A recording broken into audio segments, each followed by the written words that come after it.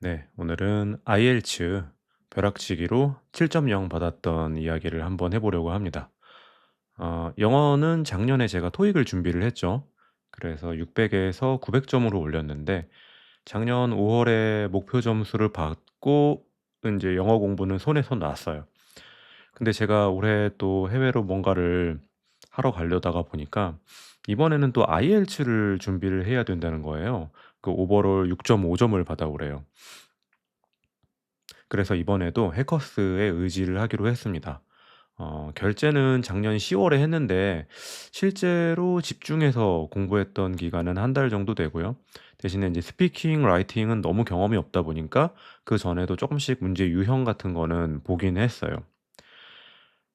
저는 작년에 그래도 토익 LC, RC를 좀 열심히 했었고 대신에 IELTS는 스피킹, 라이팅 같이 제가 경험해 본 적이 없는 과목들이 있다 보니 '경험이 없는 과목들에 시간을 좀 많이 쓰자.' 이제 이렇게 결론을 내린 거죠. 그래서 이번 영상도 주로 이 스피킹, 라이팅에 대한 내용이 될 겁니다. 그래도 뭐 아쉬우니깐 리딩, 리스닝에 대해서 좀 얘기하고 넘어가자면 저는 리스닝은 6.5, 리딩은 8.5를 받았어요.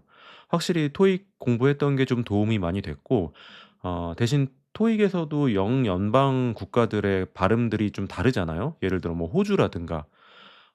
IELTS는 여기에 뉴질랜드 발음까지 추가가 됩니다. 저는 호주 발음이 진짜 약한데 뉴질랜드 발음은 더 안 들리더라고요. 실제로 실전에서 그냥 뉴질랜드 스크립트 하나를 그냥 통으로 날려 먹었어요. 그랬더니 점수가 이렇게 폭망하더라고요. 이거 만약에 뉴질랜드 아니라 좀 다른 뭐 캐나다라든지 다른 나라였다면은 그래도 한 7 점은 받았지 않았을까 뭐 이렇게 생각해 보는데 어 예, 리스닝 같은 경우에는 이제 해커스 교재 여기 받아서 그냥 이제 유형 익히는 정도로만 하고 시험을 봤어요. 뭐 다 풀진 않았습니다. 대신에 인제 유형을 모르면은 완전히 좀 헤매는 경우가 있기 때문에 음 유형만 눈에 발라 놓은 거죠. 예를 들면은 여기 뭐 이렇게 맵 같은 경우에는 유형 여기는 인제 풀고 보면은 여기는 아예 인제 안 풀었죠. 이런 식으로 어 '어떤 식으로 진행되는구나.' 하는 정도만 인제 좀 공부를 한 거죠. 어 리딩도 거의 공부를 안 했습니다. 그래도 이제 리딩도 마찬가지로 유형은 미리 눈에 발라 두고 시험을 봤어요. 리딩 책도 보면은 여기 보면은 뭐 열심히 공부한 흔적들이 좀 있어요, 이런 데 보면은. 근데 뒷부분은 새 책이에요, 완전. 그래도 뭐 8.5가 나오더라고요. 이건 아마도 제가 이제 평소에 그 영어 원문 읽기를 좀 틈틈이 좀 해 왔던 그런 습관이 있었는데 그것 때문에 좀 좋았던 것 같아요. 그러니까 이게 제가 이제 집중적으로 단기간에 '스퍼트를 올려야 된다.' 이런 얘기는 많이 하지만은 리딩에서 이제 고득점을 받기 위해서는 1-2년 정도가 아니고 진짜 한 10 년, 20년 이런 과학이나 의학 아티클 같은 거 계속 원문 같은 거 읽고 하다 보면은 저절로 이렇게 그냥 8.5점 되는 것 같습니다. 이제 사실 제가 알기로는 이 8.5 점은 거의 이제 원어민 수준의 원어민도 어 좀 이제 읽기가 잘 안 되는 사람은 8.5 점이 좀 어렵다 이렇게 알고 있는데 아무튼 벼락치기로 나올 점수는 아니에요.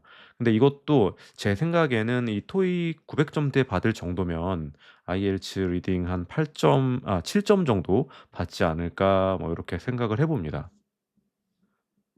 자 이제 문제는 스피킹이죠. 우리나라 이 교육 자체가 자기의 어떤 의견을 자신 있게 말하는 데 별로 이렇게 중점을 두고 있지가 않아요. 그러다 보니까 IELTS에서 물어보는 질문들 이거 뭐 대부분 한국어로 말하라고 해도 버벅대기 마련인 그런 질문들이죠. 근데 IELTS 스피킹 채점 기준 보면은 얼마나 유창하게 말하는가, 어휘를 다양하게 쓰는가, 문법적으로 완벽한가, 발음이 좋은가. 아니 근데 일단 생각하는 대답이 생각이 안 나는데 내용이 생각이 안 나는데 그 뒤에 뭐 문법이나 발음 이런 게 무슨 소용이 있어요. 그쵸? 그러니까 일단 이런 질문에는 뭐 질문에 해당하는 답변이 그냥 탁 하고 생각이 나야지 막 거기서 이제 절거나 헤매면 안 된다는 거죠. 이 해커스 인강은 이제 그런 용도로는 좀 유용했던 것 같아요. 근데 인강에 분명히 한계가 있어요. 어떻게 보면 이건 좀 치명적인 단점인데 IELTS 스피킹 테스트 같은 경우에는 내 개인적인 경험이라든지 신상 정보에 대해서 물어보는 내용들이 좀 있어요. "너 어디서 일하니? 어디 사니? 주택 사니? 아파트 사니? 뭐 시골 사니? 도시 사니? 좋아하는 음식 뭐니? 제일 뭐 좋았던 여행 경험이라든지." 근데 문제는 모범 답안을 외우잖아요. 그럼 내가 그 거짓말을 외워야 된다는 거죠. 만약 내가 지방 소도시에 살아. 근데 인강 모범 답안은 서울에 산다는 뭐 그런 내용이야. 그럼 이거 외울 때부터 기억이 꼬이고 우리의 인제 뇌 입장에서는 두 번 일을 한다는 거죠. 그래서 이때 진짜 유용한 게 챗GPT입니다. 그냥 문제 찍어서 보여주고 아니면 긁어 가지고 그냥 보여주고 "이거에 대해 답변 만들어 줘. 내용은 내가 뭐 대충 어디 지방 소도시에 산다는 내용이야." 이렇게 하면은 딱 그냥 적당한 길이로 만들어 줍니다. 제가 사용했던 프롬프트 보시면은 단어 수 이렇게 지정해 주면은 답변 길이도 그냥 딱 알맞게 만들어 줘요. 이걸 그냥 외우면 되는 거죠. 기출 문제나 강의에서 소개하는 문제 이렇게 넣어 줍니다 그냥. 예 통으로 넣어 줘요. 그럼 파트 2 같은 경우에도 이렇게 질문에 대한 답을 해 줍니다. 파트 1 이나 3도 마찬가지로. 참고로 이 기출 문제 관련해서는 IELTS 브로라는 사이트가 있거든요. 여기 정말 좋아요. 근데 저는 시험 보고 나서 이걸 알게 돼 가지고 이런 사이트가 있다는 걸. 어 제가 실전에서 받았던 질문은 해커스 교재에는 없었고 이 IELTS 브로에는 있더라는 거죠. 그래서 사실 스피킹 테스트 준비하는 데 최강의 조합은 이 IELTS 브로와 챗GPT 아닐까. 저는 인제 챗GPT 유료로 해서 28,000 원인가 9,000원 내고 썼는데 한 달 내지 두 달 정도 충분히 돈값합니다. 어 그 템플릿 같은 거 인제 이 스피킹 인강 듣다 보면은 템플릿 같은 걸 알려주거든요. 그런 거 좀 외우시고 매직 센텐스 외우시고 그런 거 입에 몇 개 붙어 있고 크게 절지만 않으면 6.0은 뭐 무난하다고 봅니다. 제가 6.0 받았거든요. 음. 그다음에 이제 라이팅. 이것도 우리나라 사람들한테는 참 이게 익숙지 않은 과목이죠. 일단 뭐 저도 인제 우리나라에 논술이 막 도입되기 시작하던 시절에 대학을 갔는데 우리 뭐 이런 글쓰기, 에세이를 아주 막 많이 시키는 그런 문화가 아니잖아요. 근데 영미권에서는 어릴 때부터 라이팅, 에세이 같은 거 시키고 그러니까 사실 이것도 한국말로 쓰라고 해도 못 쓸 사람이 태반이라는 거죠. 이 라이팅 같은 경우에는 또 절대적으로 내가 많이 써 보는 게 중요하다는 거죠. 그리고 그거에 대해서 매번 교정을 받아야 돼요. 이제 물론 이 해커스 여기서도 첨삭 서비스를 제공하긴 하는데 이게 문제가 5번밖에 안 해 준다는 거. 이 정도로는 사실 저는 좀 많이 부족하다고 보거든요.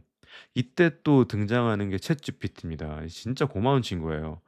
제가 이 장문하고 바로 이 친구한테 물어보면은 일단 뭐 밴드 몇 점인지 바로 확인해 줍니다. 그리고 내용도 고쳐 줘요. 모범 답안도 만들어 줍니다.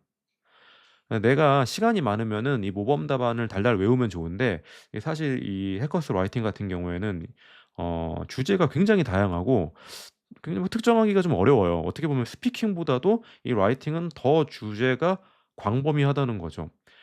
그런 시간이 촉박하다 이러면은 챗GPT한테는 그냥 치명적인 문법 오류만 고쳐 달라." 이렇게 해 보세요. 그러면은 인제 수일치, 시제일치, 뭐 정관사, 부정관사나 철자 오류 같은 것만 싹 발라서 알려줍니다. 제가 이거를 인제 3주 정도 했는데 처음에는 진짜 이 수일치, 시제일치를 미친 듯이 틀렸거든요.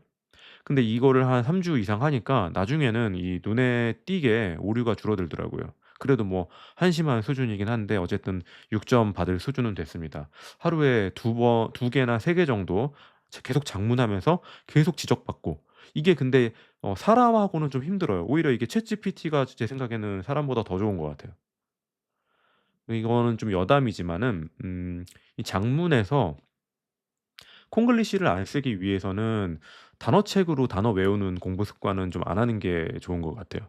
우리나라도 한국어도 마찬가지인데 어떤 단어를 그 맥락에 맞게 쓰게 하기 위해서는 문장 속에 있는 단어를 익혀야지 뜻만 통한다고 아무 단어나 다 집어넣으면 진짜 막 괴랄한 문장이 나오거든요. 예를 들어도 뭐 한국말로도 뭐 도움, 조력, 원조 다 비슷한 뜻이죠. 근데 예를 들어 누가 나 선생님한테 아까 도움을 좀 받았어." 이렇게 얘기할 거를 나 선생님한테 아까 원조를 좀 받았어." 이러면 진짜 어색하고 '진짜 얘 인성에 문제 있나?' 싶은 그런 문장이 나오잖아요.